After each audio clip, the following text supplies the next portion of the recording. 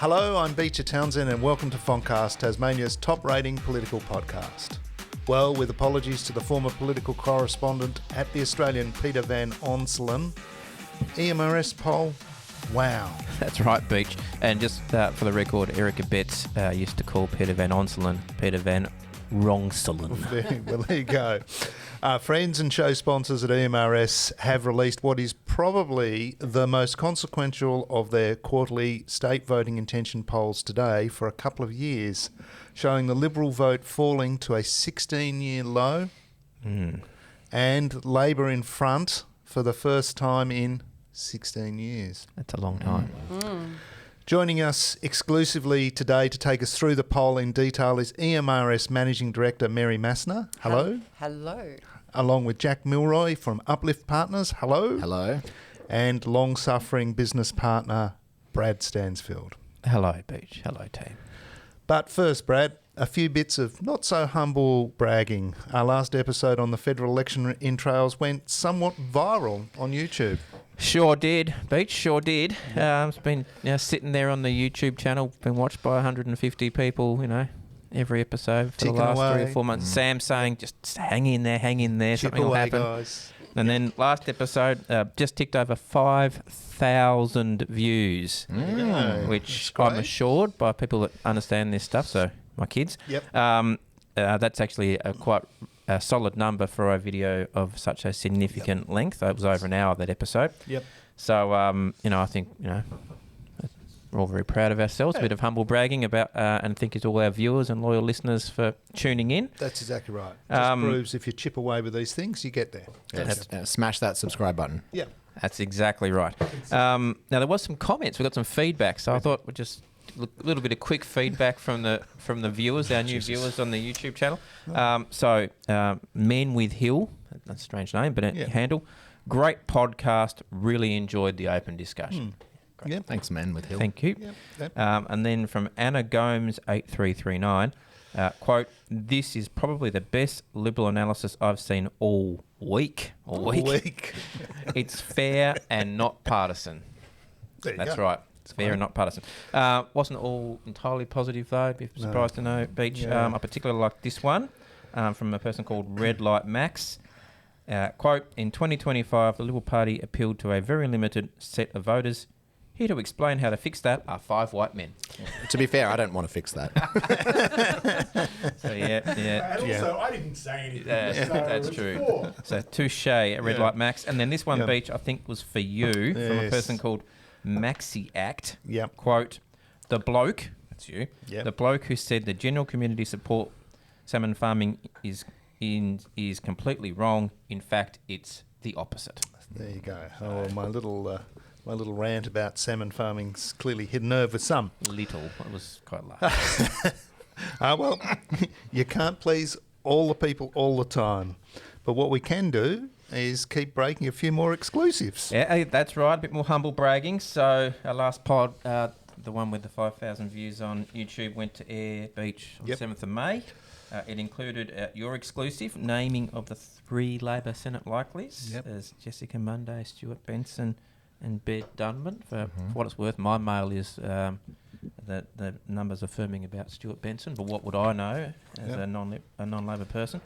Anyway, on the 13th of May, Sam did, put that up as a short pod as well, just that bit at the end, because some people mightn't have got right to the end. Also, my exclusive about the Libs' attempt to woo Tanya Rattray. Anyway, guess what?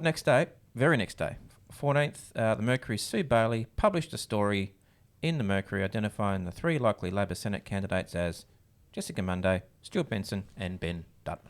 Amazing. So there you go. Yeah. And just on that, the National Executive of the Labor Party will meet on Friday to endorse a candidate. There we go. So Okay. we'll know by the end of the week. I hope you're listening, Sue. Yeah. So there's 2 morals to this story. If you want your Politas news fresh and first, subscribe to Fontcast on the tube, on the pod. Second, look, we don't mind journos borrowing our content. Happy for them to do that, but we would appreciate it, Beach, if people give us a shout out when they do so. Yep. That's certainly something we practice here when we do talk about stories that other journos have written. Here, we do. Okay, enough of us. Let's get on to the main meal, the latest EMRS voting intentions poll. And just again, before we kick off, Mary, these numbers haven't been dodged up. They haven't been collected in the They have been collected in the usual way by EMRS. Absolutely. 1,000 Tasmanians were polled between the 13th and the 17th of May. So that's last week. It was. It was a pretty frantic, solid 5 days. I think also, too, they were proportionally representative of the Tasmanian population based on the 2021 Australian census. Yep. And then weighted, because of course that's our secret source. So weighted with age, crossed with region, gender, education, electorate, and past state vote. And they came... just to be clear, not weighted against referendum vote. No, strangely enough. Strangely enough. No. And they came hot on the heels of the federal election as well. Mm-hmm. So just on that though, is there, some people might say, Mary, that there might be a bit of federal bounce or for Labor or drag on the Libs being so close to that federal result? Look, one thing I will say is that Tasmanians are pretty good at making the distinction between state and federal issues. So that's number one. They're not stupid. Secondly, I think there have been some trends that have been showing up, probably not as remarkably clear in the February omnibus, but they're certainly getting very stark in May. So I'm pretty comfortable that what we're hearing is Tasmanians having a very clear view about state politics. Right. Well, come on with the good stuff. What does the poll say? Well, I suppose there are a couple of headline acts in this. The Liberal vote has fallen to its lowest since 2009, so that's 16-year low. The Liberal Party is sitting at 29%, that's down 5. Labor is at 31, up 1. The Greens are 14%, up 1. JLN 6, down 2. And the Independents are at a giddy 17%, up 5. Now, that's noting that the last time the Independents were sitting at 17% was in November 2023. Is that Independents or don't know? No, that's Independents. Yeah. Okay. Yeah. And that's a general category of independent. Could be any kind of independent. Correct. Yeah, okay. Yeah. Could be David O'Byrne in Franklin. There's for no example. names in the poll. No, there's no names. Okay, No. cool. Yep. And preferred premier. The preferred premier. So, in essence, the preferred premier still sits with the premier. So that's actually really interesting. We've got the Premier Rockcliffe sitting at 44%, Dean Winter at 32%, but that unsure figure is sitting at 23%, and that's still quite high. Now, the really kind of fascinating thing is I kind of delved a little bit deeper into the preferred premier. Yep. So in terms of splits, in terms of gender, Dean Winter is 32% male and 32% female. It's in interesting. terms of support? In terms of Yep. support. Rockcliffe is 49% male, 39% female. Oh. But again... Disappointing. Yeah. Again, it's that unsure. So 19% of males are unsure, with 28% females unsure. That's up by 8% since February. So women are unsure about their support for Jeremy Rockcliffe. Okay. All right. So just if I could just come in there then. So we seem to have two differing stories being told here, Mary. On the voting intention, we've got the Liberal vote collapsing. There's no other way to describe it. But the Labor vote not really increasing. Margin of error potentially 1 point. But on preferred premier, you've got Jeremy Rockcliffe holding up strongly. He's at 44%. That's 15 points higher than the Liberal vote.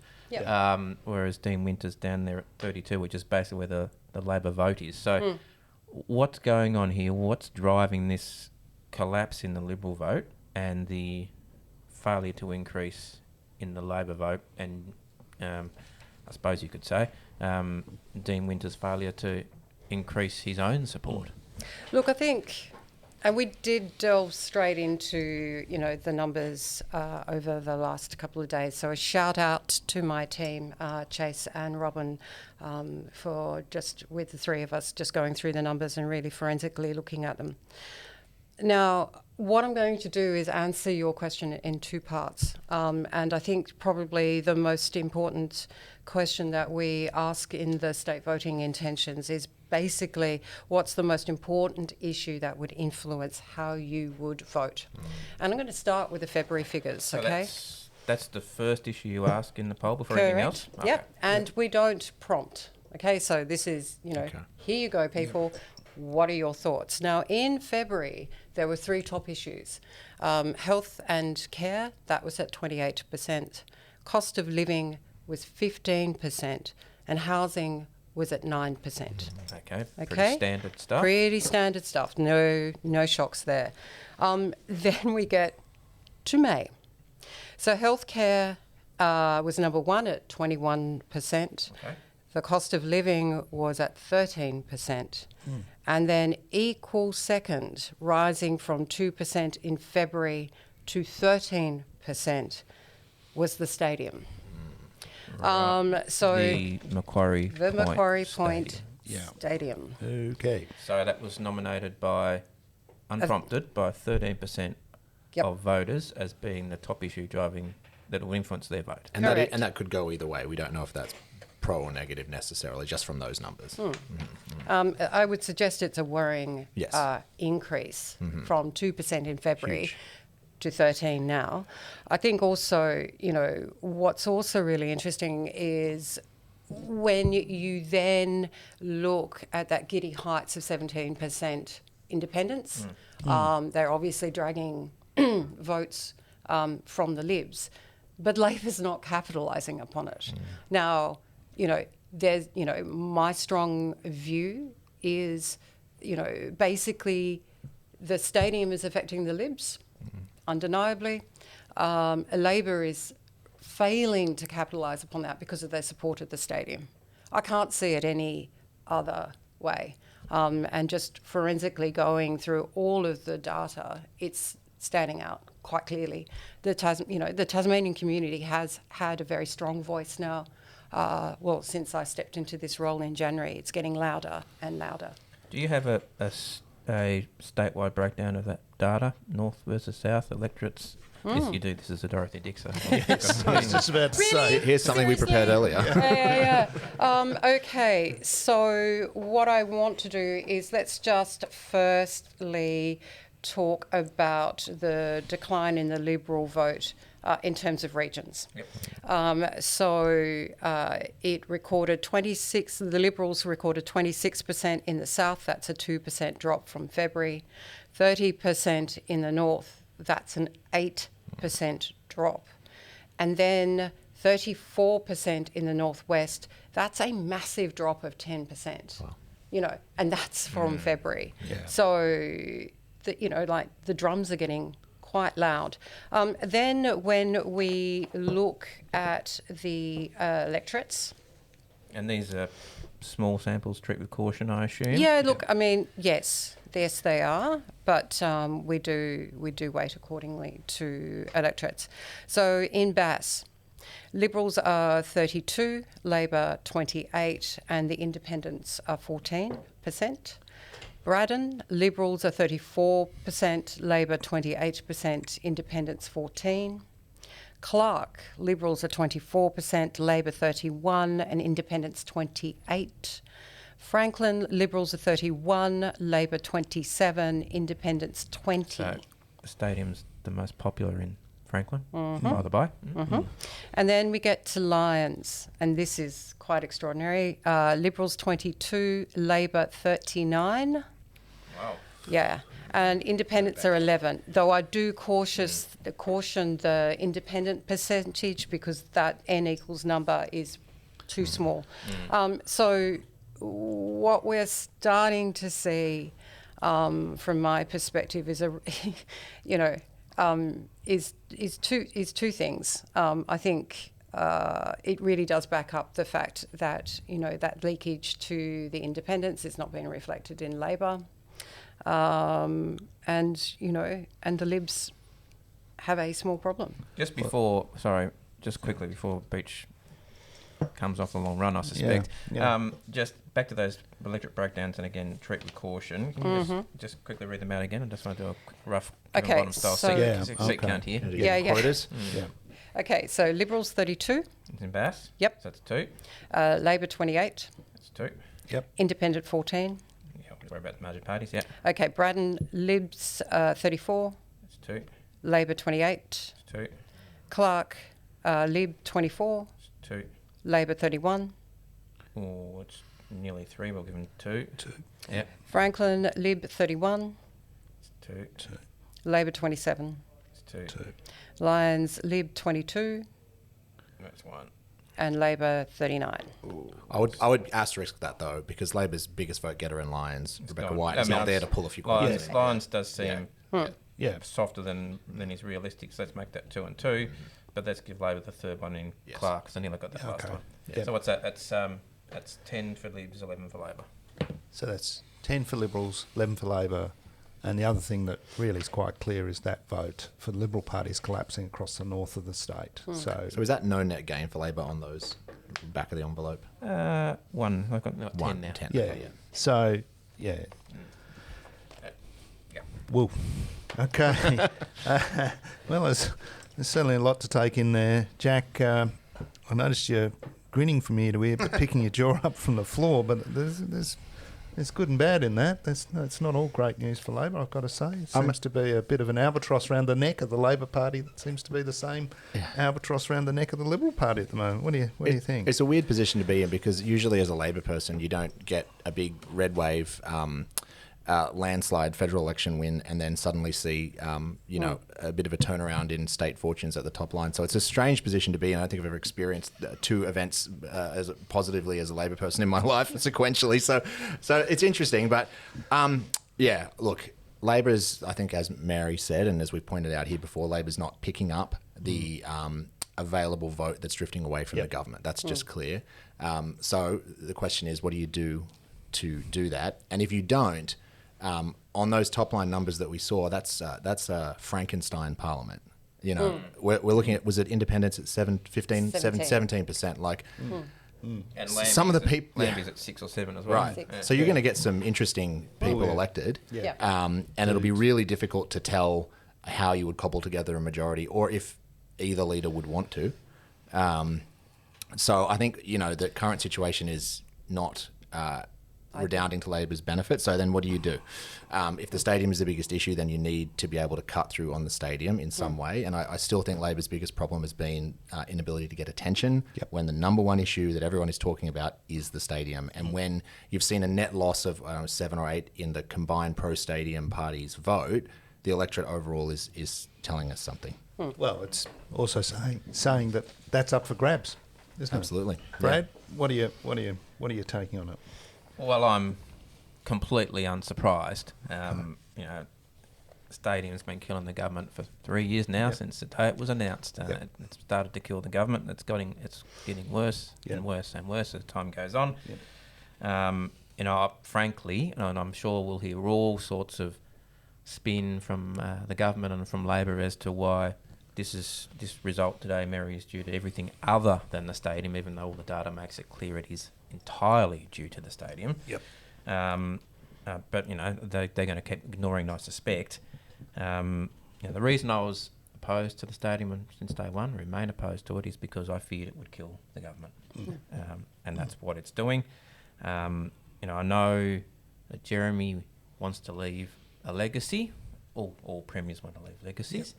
And, I think he genuinely believes that the AFL team, and hence the stadium, is in the best interest of the state and is a great thing. And I don't argue with the fact that the AFL team would be a great thing for Tasmania. But at what political cost? What economic cost, And Brad? at what economic cost, which I think you'll come to. I mean, the way I see it, in terms of the stadium, we're heading into either one or two scenarios. Either the stadium falls over in the Ledgeco, or at some later point. Government's lost 15 points off their support since this thing was first announced, and we'll lose the next election for nothing. Hands down. Or the stadium miraculously somehow does get built, and we do get an AFL team, great, but the stadium will be opened by a Labor Premier, despite their best efforts not to. In the early years of a 15-year Labor government, which will be elected. Dynasty, that's right. And Jeremy, you might get an invitation along to sit in the corner and drink a beer and celebrate, maybe with Peter Gutwin. Come along, leave for the Spud Farm for a day and come and help celebrate and then back off to your retirement. He's all the benefit, such that there's a benefit, political benefit will actually go to the Labor Party. So, I mean, I just, I can see no logic for the government continuing to persist with this. We've just been wiped out federally in this state. Won't be in government federally for at least another 6 years, probably 9. The last thing we need is to lose state government in Tasmania over a sporting team, for God's sake. Like, seriously. So, I mean, I know that my pleas will fall on deaf ears, but I would say to the Premier, Jeremy, for the sake of the government, for the sake of the Liberal Party, dump the stadium. There you go, Brad Stansfield saying what he really thinks, I've got to say, on this one, and pretty strong words. I think, from my point of view, I've always thought the stadium was a stupid idea, and I still think it's a stupid idea. I've done some numbers, as you know, for my sins. I'm on the board of the TCCI, and the TCCI, as the state's peak business group, looks at a thing like the stadium and says, well, it creates jobs, it creates investment, so it's got to be a good thing. But even their faith, I think, is being questioned over this. The total cost of the stadium, the AFL team at this point, on rough estimates, about $1 billion for the stadium, if you believe Gruen, okay, which I suspect I do. The High Performance Centre, well, it was 60 million last week, but what's 45 million between friends? It's now 105 million. Okay. Dial Park, 25 million. York Park, 130 million. And then the AFL team funding 12 million a year for 12 years at 144 million, frankly, and the rest. So that's $1.4 billion for an AFL team. That's obscene. I don't care what anybody says. That is appalling.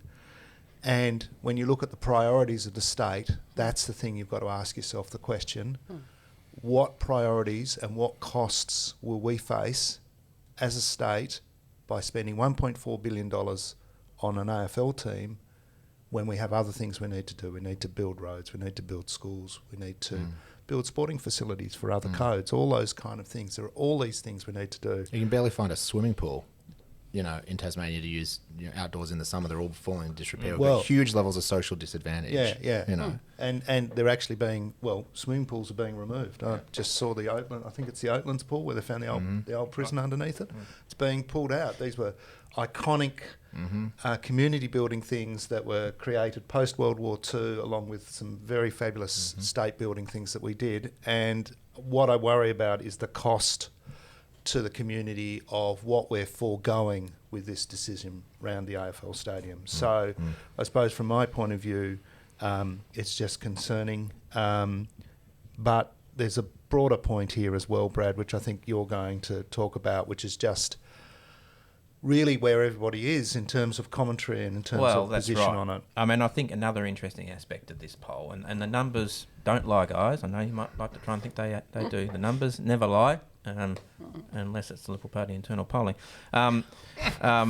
What these numbers do is demonstrate just how out of touch the Tasmanian, in my view, political and media elite are with the people of Tasmania on this issue. Both major political parties are supporting it blindly. It's the best thing since sliced bread. The ABC supports it, I think, on any fair reading of the way their coverage of this thing. all 3 Tasmanian daily newspapers supported it. Even the Burnie Advocate and the Launceston Examiner support this. The Mercury's coverage, to be frank, has been sycophantic. Yes. I mean, last week Nathan Buckley sent a text, hold the front page. Yeah, there we go. Earlier in the week, 45 million for support high performance centre was like a footnote in the editorial. Well, it's short-sighted to frame this as a failure. Yes, there you go. That's right. That's what the Mercury editorial Thanks said. for telling us what to think. Yes, this is right, and I suspect you have a story about the Republican referendum to come here, Beach. But I mean, there's just this massive disconnect between the political and media elite in this state. That's a cargo cult, and what the punters are actually saying. And the more they stick to this, and the more they push on it, the angrier the voters are getting, and the numbers are showing that. Beach. No, so I don't know whether I'm going to tell story number 307, but it is an oldie but a goldie, and that is talk about the referendum vote when I worked for the Advocate newspaper, and myself and the great Peter Dwyer, who was my editor at the time. Pete and I were somewhat excited about the thought that Australia... This is the Republic referendum. Yes, that's correct. And we were somewhat excited about the prospect of Australia becoming a republic. So from an editorial point of view, we wrote stories that were pro-republic. You were told to do this by your editor? I think, I don't think my editor needed to tell me anything on this. I was... you drank the Kool-Aid. No, I didn't drink the Kool-Aid. I'm a glorious supporter of Australia becoming a republic, and I'm very proud to state that. So anyhow, as a journalist, we did everything we could editorially in terms of pushing on the people of Braddon in the Advocate newspaper the prospect of Australia becoming a republic. And we talked to people, we ran pro-republic stories, and I talked to all the politicians in the region, and they all agreed with me, bar one politician. His name was Bill Bond. Bill Bond was a former police officer and dairy farmer from Moorbanna. Lovely bloke, very in touch with the grassroots up there, and he looked at me and he said, Beach, I see you're pretty strongly supporting the Republic, and I think most people know me well enough, who know me know that I do get a little bit passionate about things at times. And I said, yes, I am. And he goes, well, Beach, I just think people on the northwest coast are a bit more interested in jobs and education and putting food on the table than the Republic vote. I think there's something going on. And I went, oh, no, come on, Bill. This is a great thing. It's a great opportunity for us. Anyhow, the vote comes in. And of course, the people of Braddon said no at a higher rate than any other electorate in Australia. You'll be happy to know. And I learned a great lesson. I learned a great lesson as a journalist, and that is that you can't tell people what to think. The electorate is not stupid. They're quite intelligent, and they can make informed decisions themselves. And while they might have been sympathetic towards a republic, they understood that there were more important things to worry about in this community than the republic, and that was the vote. And I think that's what we're seeing with this stadium. We're seeing a sense of people telling us it's a good idea when actually it's not. And I think the polls are starting to bear that out, which is quite reassuring to see, because, again, the community understand the implications of this. And while we would all love an AFL team, there's no denying that. At $1.4 billion, I'm not completely sure. Can I just say on the elite consensus stuff that you were talking about, I think there's a couple of things going on. I think there is some capture by industry and the AFL of people in the kind of media political circles, for sure. I think some people support the stadium because they just desperately want a team, and that's legitimate, and I understand that. I also think there might be a set of people who support the stadium because they want to see something built, right? They want to see some sort of progress in this state, in the south, some investment in the south. They want to see some big projects. Maybe they'd prefer to see housing. Maybe they'd prefer to see some other urban development. But this is what we've got. So can we please just prove that we can do something? And I think that might be where some of this is coming from. So I don't think everyone is supported for necessarily the same reasons. And I'm somewhat sympathetic to the idea that can we just build something? Can we just get it done and show that we can? So I think there's a part of that. Yeah, we've built the bridge. That'll be open soon. That's great. And we can still drive to Bridgewater, so that's great. Past Bridgewater.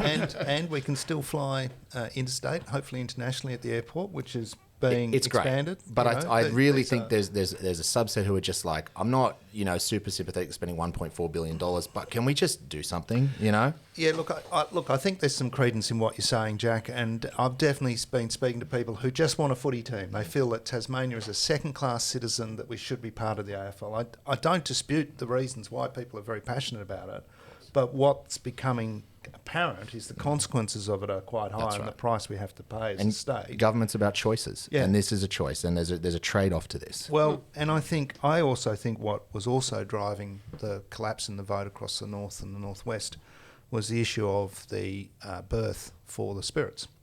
That's come in at $493 million, originally quoted at $90 million, so that's $403 million. They fast-tracked it. They're fast-tracking it. That's great. So I took the time to just find out how much the new dock or the quay at Geelong cost to build for the boats at the other end. Any guesses? Some people feverishly look at my notes. $135 million. Okay? So that's more than 3 times less. Okay? So I think part of the concern over the stadium from the people of the north and northwest is, are we really going to build this for anything close? Well, we've got a budget next Thursday. We do. And we are going to see, I think, in graphic detail how all of this can or cannot be afforded. But before we get there, yes, a couple of other things. Jack, this weekend, 3, well, not by-elections, 3 upper house elections. Some have suggested that these elections are becoming referendums or mini-referendums on the stadium. Not sure about that, but I certainly think in the context of today's poll numbers from you, Mary, that will probably be heightened a little bit. Yep. So we have 3 contests. Nelson, the butcher, Marcus Vermey versus the Meg Webb. the sitting member. I can't think of a nice thing to say about her, so I won't. And Marcus has been campaigning very strongly pro-stadium, very strongly. Yep. The government are desperate to win that seat to get that number upstairs. I think we've got bad news for them. I think we might have bad news for them. I'm afraid to say, Marcus is a lovely bloke. He's working very hard, but Meg's working just as hard, and she's on the right side of an issue. That's correct. So she's doing well there. All right, cross the river, Pembroke, sitting Labor member Luke Edmonds up against former Labor / National / whatever else independent Alison Ritchie and a few others. What's the sense there? Yeah. Well, I'll be interested in Jack's view. I've got to say, I think Alison is giving Luke a run for his money. That's my real sense of it. I think Alison's out there working very hard, reminding the good people of Pembroke that she was the former member, and I think that will bode well for her. I think, and I really... my sense is that Luke will win the day, but he's definitely had to sing for his supper, as it were. Jack, what are you taking on it? I think Luke will squeak it out. Yep.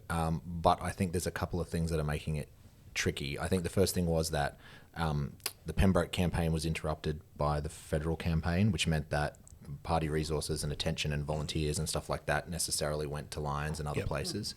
So I think Luke kind of had to, start his campaign and then wait and then kind of restart it, which is difficult. Yep. And independents don't necessarily have to do that. They can just keep chugging along because they're not, required to go out and support other Labor candidates or whatever. So that's difficult. Yep. And I think on these numbers, there's a little tick up for Labor, so that's great. But also there's a big jump up for independents. So I think Luke will pull it out, but I think it's going to be close. Yeah. All right, and the last seat, Montgomery, which is on the northwest coast, Liberal heartland. Yeah. Well, in fairness, the western end of the seat is in Burnie, which is probably more Labor. Yeah. But then it goes down to sort of about Ulverston, I think. This is sitting Liberal member Leonie Hiskett retiring. Stephen Parry, former senator, contesting for the Libs.